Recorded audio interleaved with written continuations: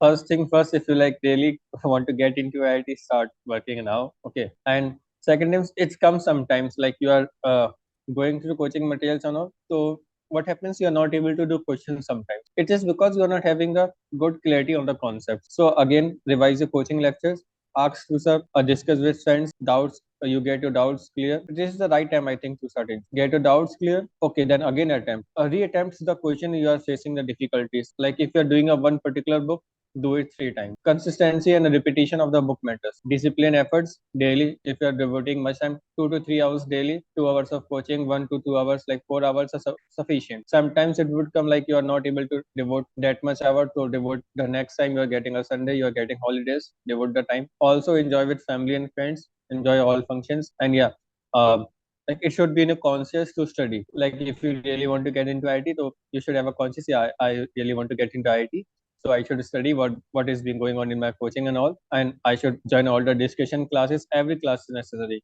What happens if a test happens? So student might sometimes think, oh, why to do discussion class and all, I would clear them on my own. So that's not going to work. Everything matters of the coaching, and your efforts regularly in a systematic way what the coaching asking, do that, have a conscious, go through it everything. I think a student could make it very easily.